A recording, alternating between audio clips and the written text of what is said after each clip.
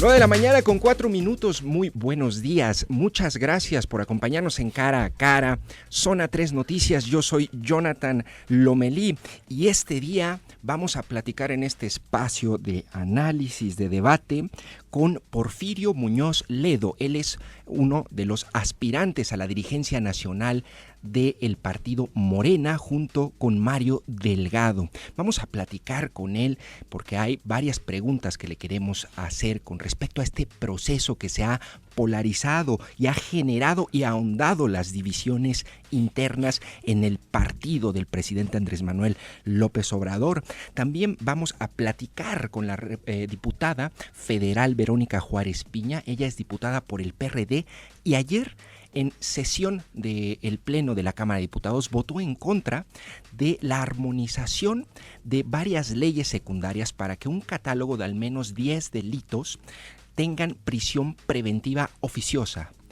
Esto es feminicidio, algunos otros como el huachicoleo, como el robo al transporte, desaparición forzada, robo a casa habitación. Ella dice que eso es populismo penal, que viola los derechos humanos y la presunción de inocencia. También vamos a platicar durante el programa. Nos acompaña Eduardo González. Él es académico del TEC de Monterrey y analista.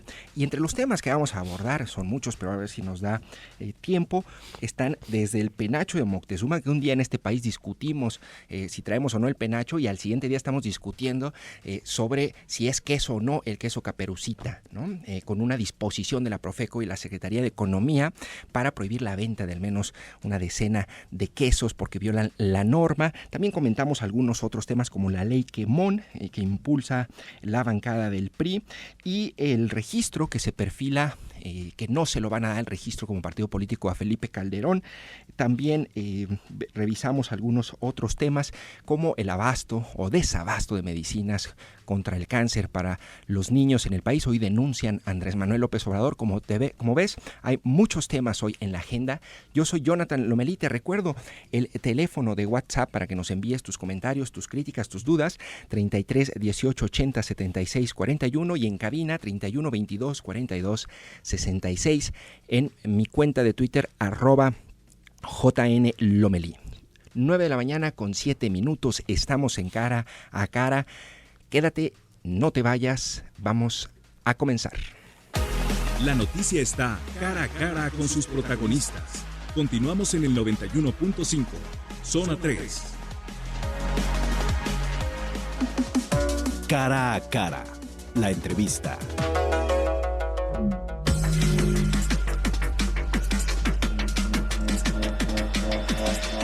Bueno, ya está en la línea Porfirio Muñoz Ledo, aspirante a dirigir el partido de Morena a nivel nacional.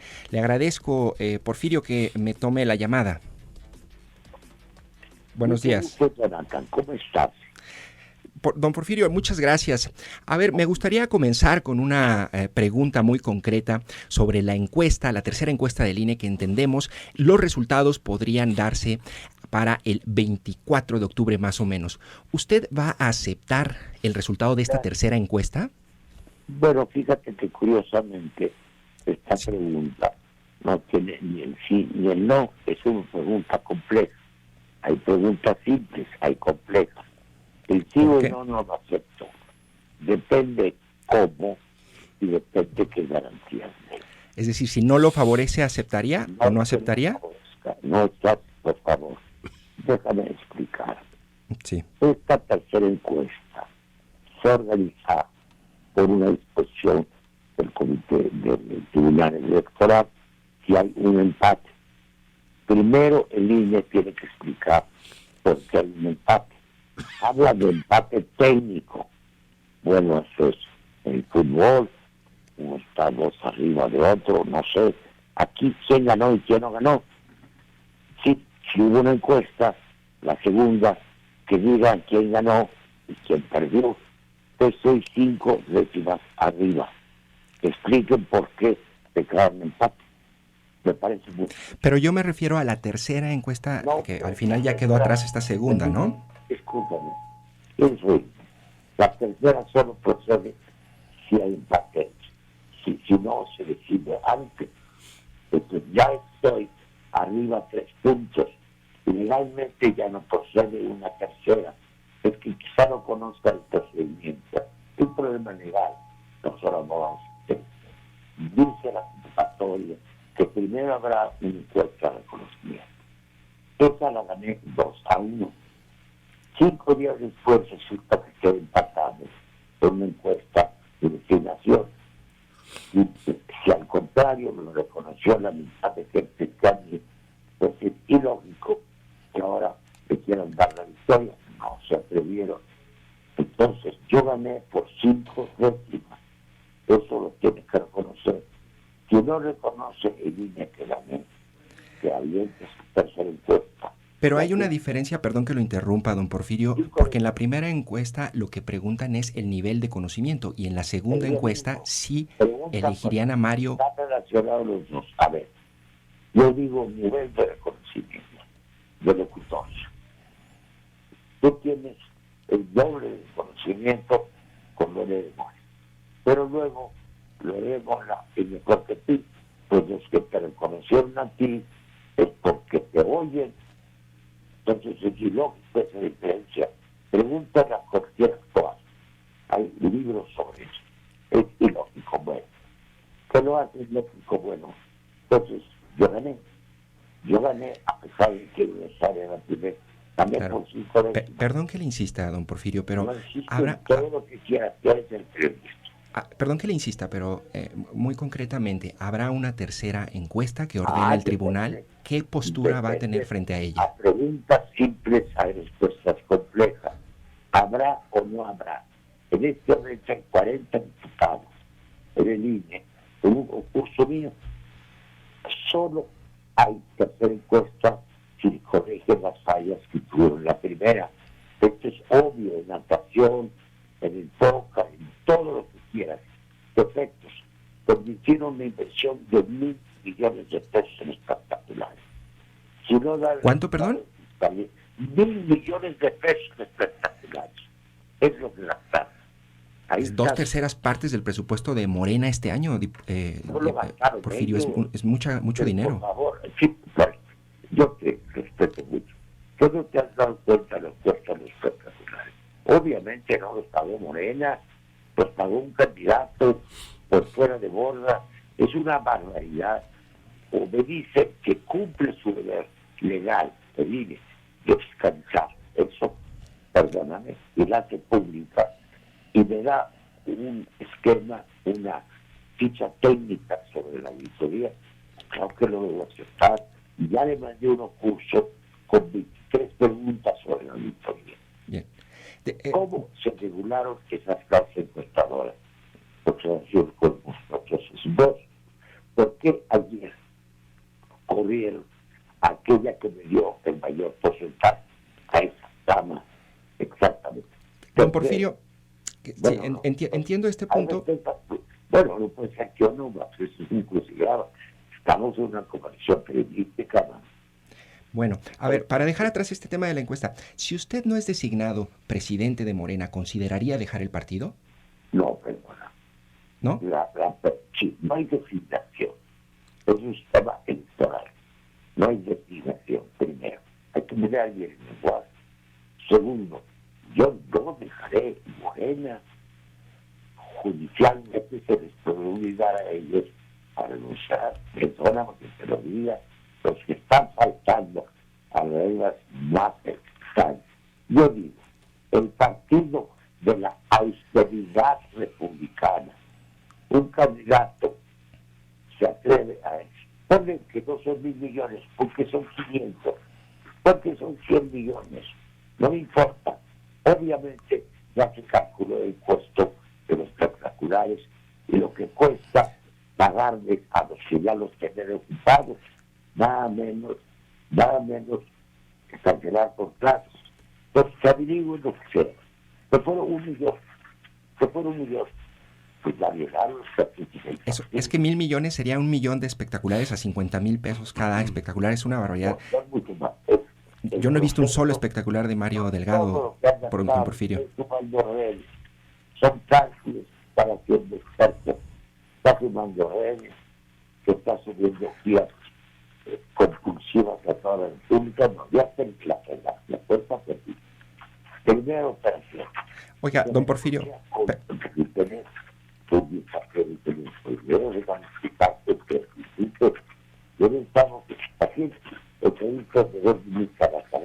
Don Porfirio, se escucha un poco cortado. Sí, con toda razón. Es que sí, porque no se dejó. Bueno, don Porfirio, le agradezco mucho perdón, pero se está escuchando un poco cortado. Mil disculpas. Le agradezco mucho que nos haya acompañado en Cara a Cara. Escolares en este país, desde la Coca-Cola hasta vendedores de máquinas de coser, que cuesta uno por uno ir indemnizando para que el mundo... Sí, bueno, ya, se complicó un poco allí la comunicación con el diputado Porfirio Muñoz Ledo. Está un poco cortada la comunicación. No, pero bueno, creo que hay algunos puntos que se alcanzan a rescatar y eso me gustaría también comentarlo con Eduardo González. Eduardo, bienvenido a Cara a Cara. ¿Qué tal? Pues creo que la posición ahorita de los dos grupos encontrados ahí por el control de Morena, yo vería al menos tres escenarios que me parece que es importante retomar. El primero, que no se nos olvide que al final de cuentas, tanto Porfirio Muñoz Ledo como Citlali Hernández, pues están siendo apuntalados por los llamados los puros, este grupo de Claudia Sheinbaum, y en contraparte Mario Delgado pertenece al grupo de Marcelo Ebrard. Creo que lo que está en juego, más que el control de Morena, es no solo incluso las elecciones del año que entra, sino la sucesión presidencial en el 2024, claro. Por un lado. Por otro, después de los resultados que arroja la encuesta, me parece que no sería nada descabellado. Primero, que Citlali efectivamente se quede como secretaria, porque ella va a seguir. Ella quedó pues arriba sin ningún problema, pero más allá de esto, que obviamente que con esta situación hacen a un lado a Jacob, no me extrañaría que en algún momento Citlali pudiese ser la presidenta interina de Morena, moviendo a Ramírez Cuéllar y llamando a un periodo, una especie de interrengo, en lo que se ponen de acuerdo para ver quién va a presidir el partido. Y el tercer elemento que creo que no tenemos que perder de vista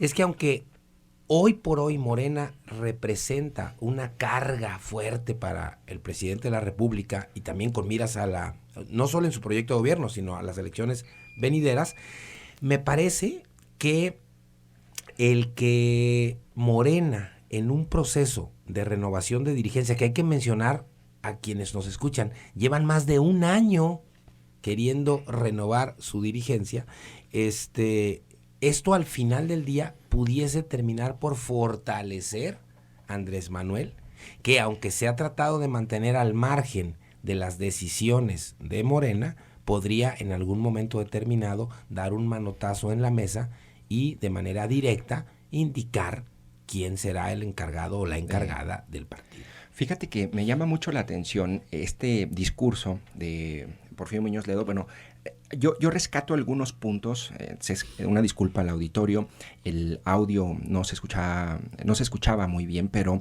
yo rescato algunos puntos, Lalo, y me parece que hay un problema de división interna muy grave que se ha ahondado con esta figura de Porfirio Muñoz Ledo, con las declaraciones que ha hecho, y al final una de las cosas que a mí me hubiera gustado preguntarle y saber de voz de él es si él todavía se considera un soldado del presidente, ¿no?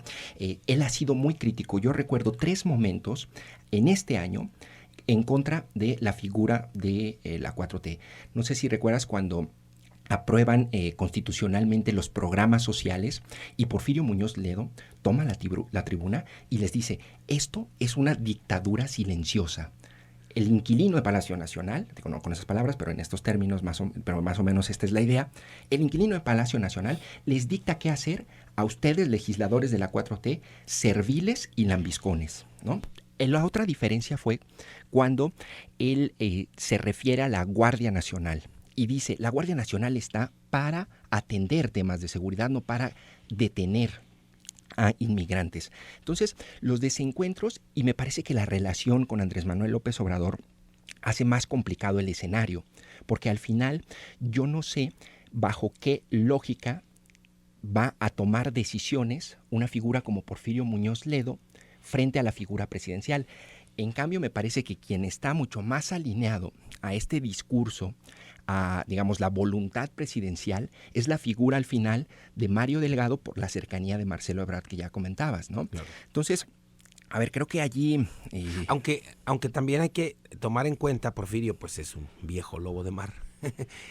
Suaviza hace 2 días estas posiciones que bien recuerdo, que mencionas, diciendo, si el presidente quiere partido, pues tendría que estar yo al frente. Es decir, si claro, finalmente el presidente quiere tener a Morena en los cuernos de la luna, pues aquí al que tiene que poner es a mí, ¿no? Y además, el colmillo de 40 años de experiencia, tantos partidos, a ver, tuvimos una entrevista un poco, digamos, no sé cómo calificarla, pero con complicaciones, por decirlo de manera sencilla, pero a ver, yo no sé si Porfirio en realidad es así o está también planeado un tipo de discurso más o menos en este estilo y en este tono, porque esto que nos dijo ahorita se lo ha repetido en todas sus entrevistas en los últimos días, ¿no? Entonces, a ver, que esté repitiendo un discurso con cierta similitud en una y otra, pues también habla de que ahí hay una, yo no sé si una estrategia más que un descuido o ya una especie como de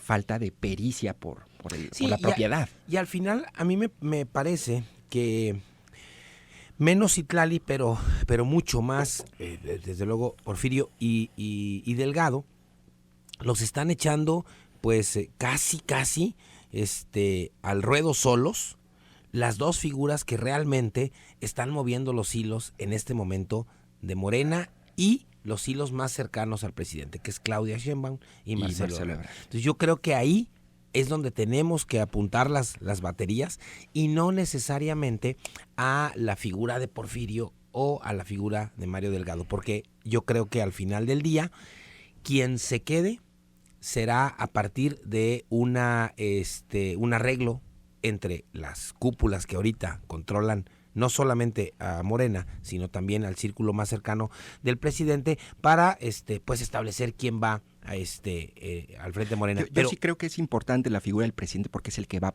el presidente nacional de Morena, porque es el que va a palomear. O sea, al final el presidente no puede estar en todo, ¿estás de acuerdo? Claro. Y hay alguien que tiene que poner sobre una lista y decir, hay que recordar estos van y estos no. Que el punto central de los siguientes 3 años de la 4T es tener un mayor control en el Congreso de la Unión. Claro. O sea, ese es el punto que está en este momento sobre la discusión del presidente de la República. Y ahorita vamos a un corte, son las 9 de la mañana con 22 minutos y regresando seguimos comentando y otros temas. No se vaya.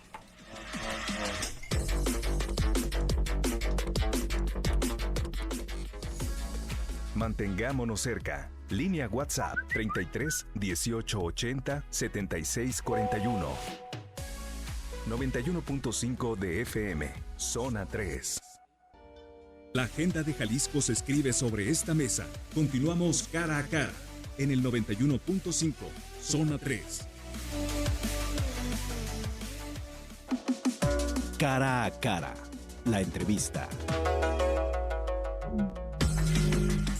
9 de la mañana con 36 minutos y ya tenemos nuestra próxima entrevista cara a cara con Verónica Juárez Piña, diputada del PRD, y vamos a hablar con ella porque ayer el Pleno de la Cámara de Diputados aprobó, en lo general con 266 votos a favor y 127 en contra, este dictamen de reforma y algunas adiciones para armonizar la Constitución con estas normas secundarias, este catálogo de delitos para que tengan prisión preventiva oficiosa. Esto, bueno, para que coincida lo que se reformó en la Constitución en 2019 con las leyes secundarias.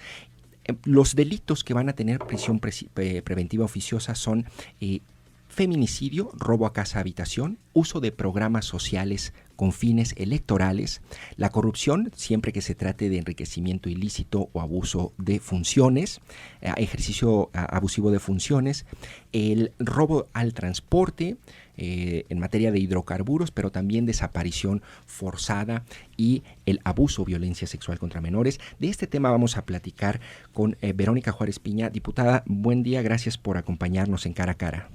Buenos días por esta oportunidad, les saludo con mucho gusto y de igual forma saludo a su auditorio.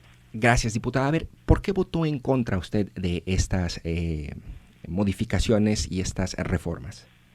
Mira, nos parece pues que desde que discutimos ya la reforma constitucional al artículo 19, ya entonces nosotros advertíamos que esta reforma contravenía convenios internacionales de los que México forma parte y además también contraviene la reforma en materia de seguridad y justicia que tuvimos en el 2008, porque uno de los principales problemas que tenemos es la prisión preventiva oficiosa y esta prisión preventiva oficiosa pues vulnera los derechos humanos, vulnera el debido proceso porque se estaría encarcelando a personas antes de ser sentenciadas.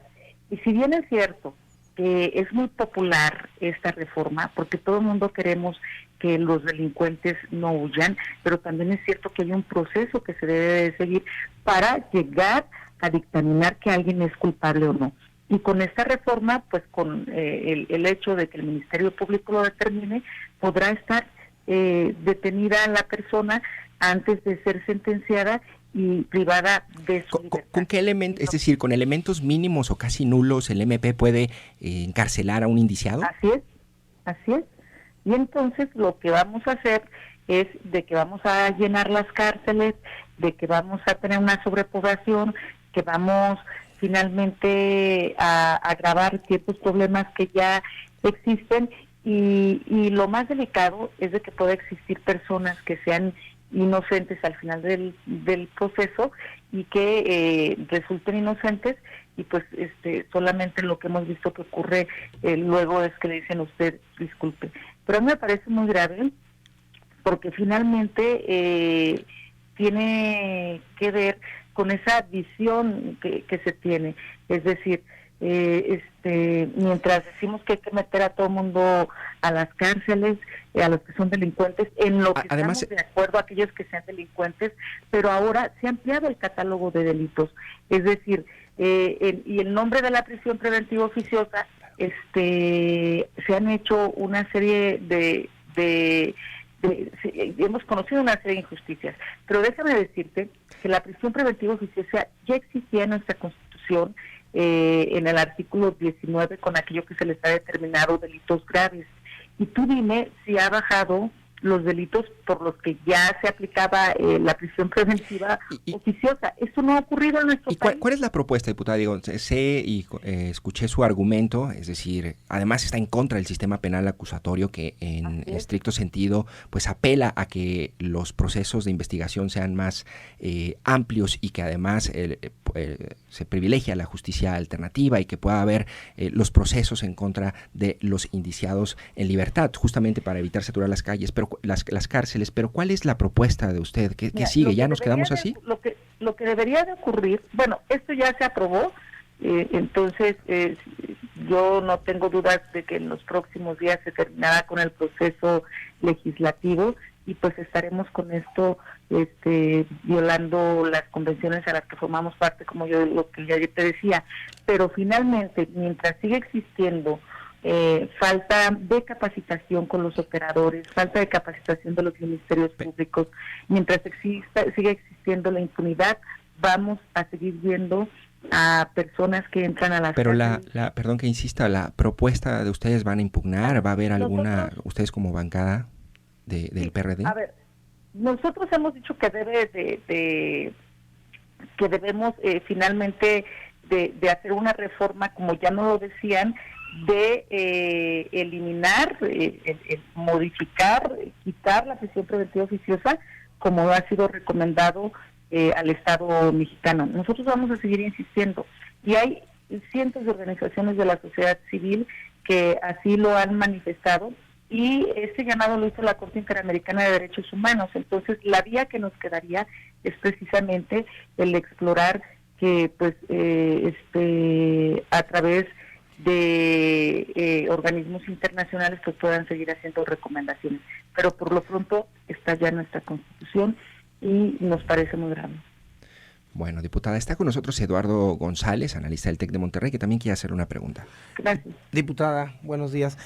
No me queda claro, finalmente, si se llega a quitar, como usted menciona, el asunto de la prisión oficiosa, ¿cuál es la propuesta de manera muy concreta de la bancada del PRD para dar el siguiente paso después de que llegase a desaparecer esta figura de la que usted menciona? Mira, primero es el quitar el párrafo del artículo 19 constitucional, eso sería lo mejor. Pero para finalmente sí enfrentar el grave problema que nos encontramos en ese sentido, en lo que tiene que ver con los delitos que están ocurriendo, es para evitar la puerta giratoria, que es el nombre de la puerta giratoria también que se está implementando la prisión preventiva oficiosa, es que los ministerios públicos deben de actuar de manera adecuada, debemos combatir. Ahí es donde está la corrupción, precisamente, está la corrupción cuando los detienen a las personas. Entonces necesitamos, está el problema en la integración de las carpetas. Ya existe la prisión preventiva justificada, que eso es lo que podría darse, pero también se requieren ciertos elementos y que no necesariamente esta se requiere en todos los casos. Pero, diputada, disculpe. Que es la prisión preventiva oficiosa, ahora va a ser la regla. Entonces, mientras los tengamos ahora, lo que vamos a ver es eso. Bastará con el que diga el Ministerio Público que una persona debe estar detenida y va a estar en la cárcel. Sí, cuando habla la diputada de, entre comillas, ciertos elementos, ¿a qué se refiere? Sigue sin parecerme clara la propuesta de su bancada. Es decir, ¿qué hacer de manera concreta para acabar con esta llamada puerta giratoria, con una impartición de justicia no adecuada, más allá de una narrativa en donde se menciona esto que evidentemente sucede? Es lo que yo te digo, que debemos primero terminar con la impunidad y la corrupción.